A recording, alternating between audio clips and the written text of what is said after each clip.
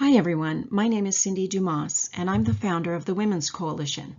Welcome to our new online PowerPoint, The Custody Crisis, Why It's Happening and How We Can End It. I made this PowerPoint to help women and the general public understand why there is an epidemic of women losing custody and how we can come together to end it.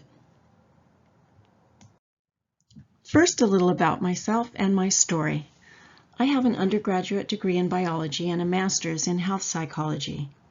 After trying for 2 years to protect my son Damon from sexual abuse by his father, I gave up and fled into hiding with him and his 2 older brothers. After 3 years in hiding, a new judge promised she would listen to Damon, so we returned. But it was a trick, and instead she gave the molester sole custody and placed me on supervised visits. The boys were ordered into reunification therapy, where they were coerced into putting the abuse in the past and acting like their father had not abused Damon. Damon ran away at 14, and after being in hiding for almost 2 years, he got married on paper, which emancipated him without the need for a judge's signature. Damon now has a dual degree in English and Communications from UCLA and is now the Women's Coalition's Communications Director. You can read more about our story at savingdamon.com. Ever since our case began, I have spent an enormous amount of time researching, writing, and posting on social media about the crisis. Thousands of women have emailed me from around the world, so I believe I'm in a good position to recognize why the crisis is occurring and how we can end it. And I am passionate about ending it so women and children do not continue to suffer from this scourge in the future. There are 3 main goals of this PowerPoint. First, to clarify the nature and cause of the crisis. Second, to introduce our proposed solution. And third, to encourage the formation of a powerful coalition so we can demand and achieve an end to the crisis. This PowerPoint has 4 sections. First, what the crisis is. Second, how it is happening. Third, why it is occurring. And fourth, the solution. These sections are named at the top left of each slide. In the first section, I'm going to clarify what exactly the custody crisis is. There's a tremendous amount of misinformation out there about what is going on in family courts, so hopefully this section will help clear that up.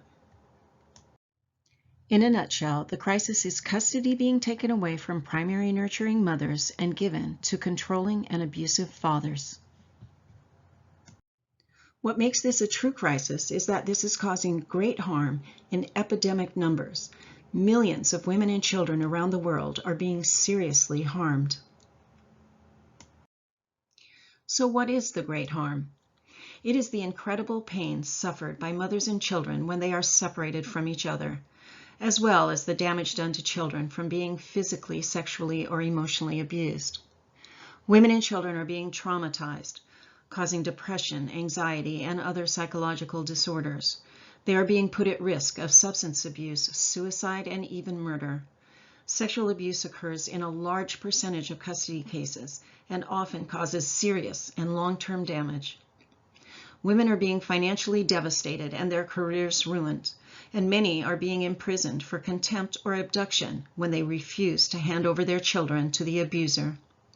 Society is also being greatly harmed since millions of women and children are unable to reach their full potential, while billions of tax dollars are spent on the mental health, law enforcement, social services, and criminal justice fallout from these harmful custody rulings. It's important to look at the composition of custody cases because parents have different histories of parenting and different reasons for being involved in a custody battle. Mothers are almost always the primary attachment figure and primary caregiver. Their reason for being in family court is to attempt to maintain their primary role or to protect their children from an abusive father. On the other hand, fathers in custody battles are rarely the primary attachment figure or primary caregiver. Few are there to try and maintain a primary parenting role or protect their children from an abusive mother. Many want custody to continue to exert control or punish their ex for leaving.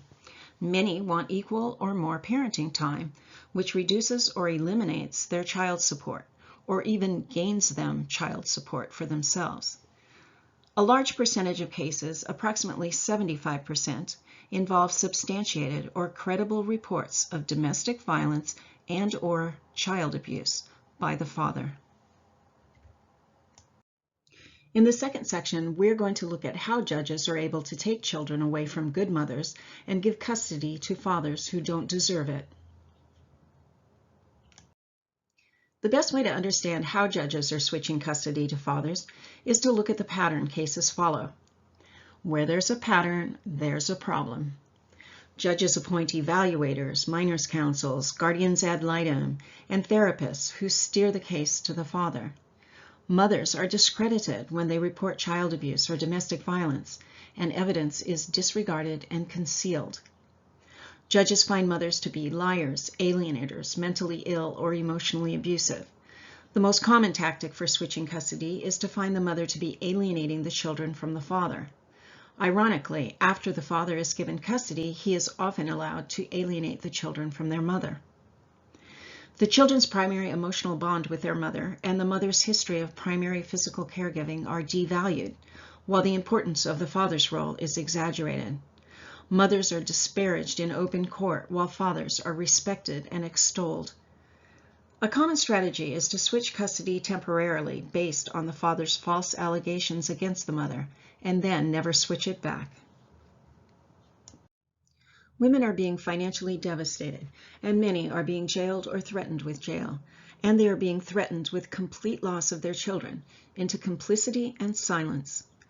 Children are often forced into reunification therapy, where coercive persuasion, or brainwashing, is used to get children to recant abuse and agree to live with their father.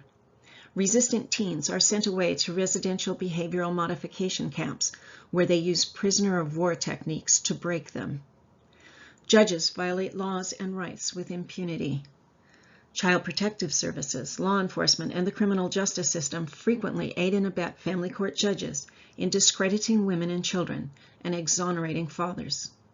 And finally, judges cover up their wrongdoing by issuing gag orders and sealing records.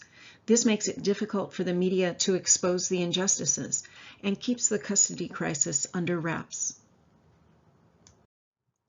This pattern is proof the custody crisis is a systemic problem, and that it's not individual judges making honest mistakes or being unintentionally biased.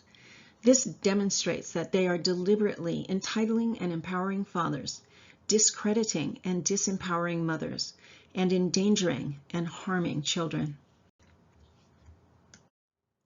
In the third section, I'm going to talk about why the crisis is occurring. It's only if we are clear about the core cause of the crisis that we can come up with an effective solution. In order to understand why judges are giving custody to controlling and abusive fathers, it's important to look at the history of male control over wives and children. There has been a tug-of-war between males trying to control females and females resisting that control that predates the human species. This struggle originates in a conflict of sexual and reproductive interests. In other words, it serves males' interests to be able to control female sexuality and reproduction, while it benefits females to be free of male control.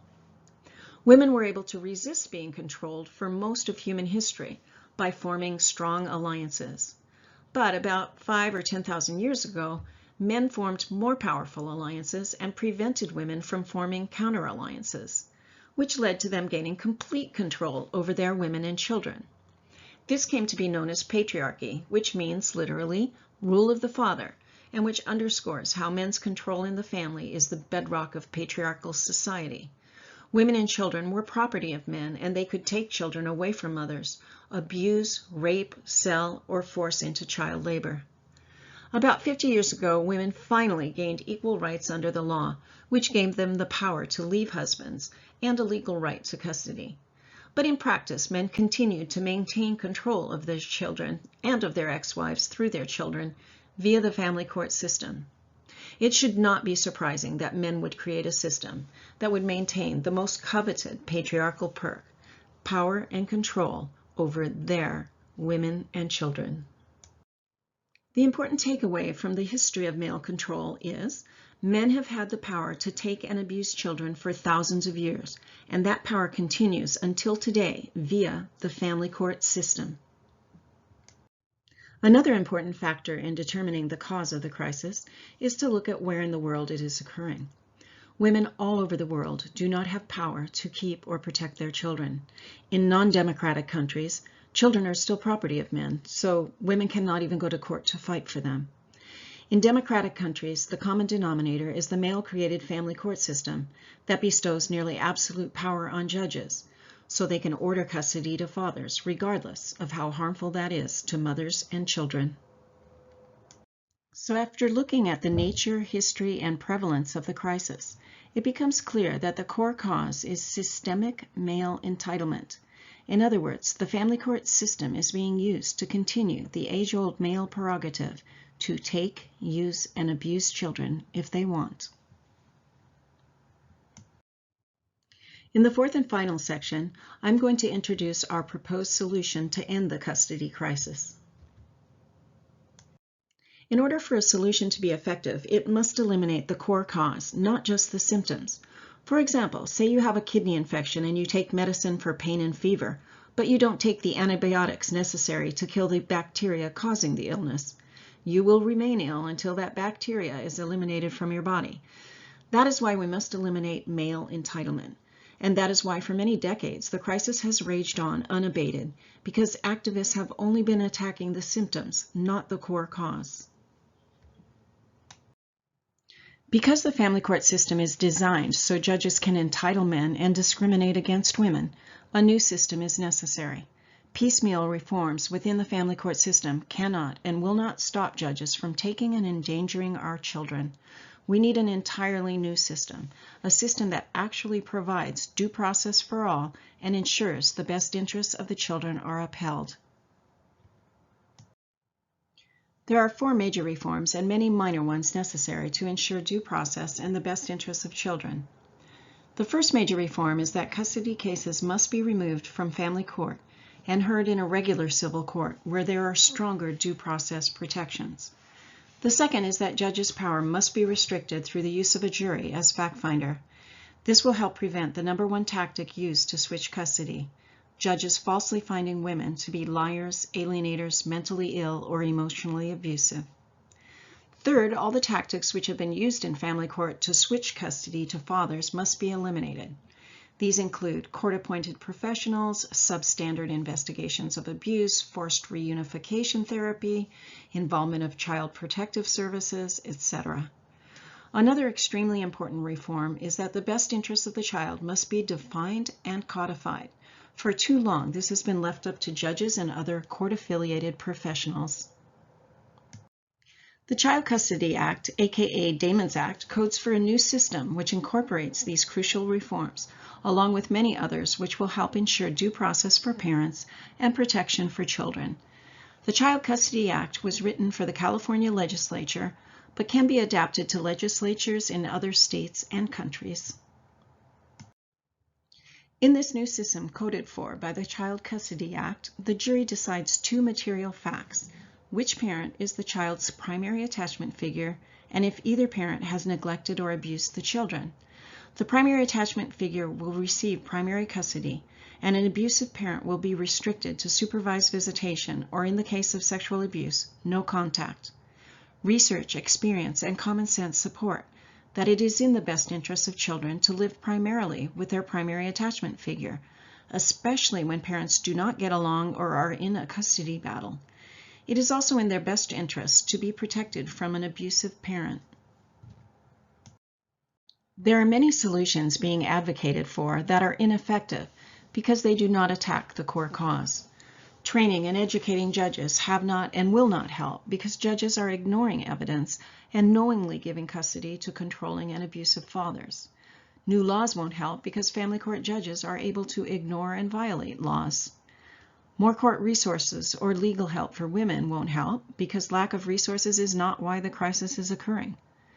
Spending time and energy advocating for these ineffective solutions is not only a waste of time and diverts resources from fighting for an effective solution, it's actually harmful to the cause because it gives women and the public the wrong idea about what is really causing the crisis.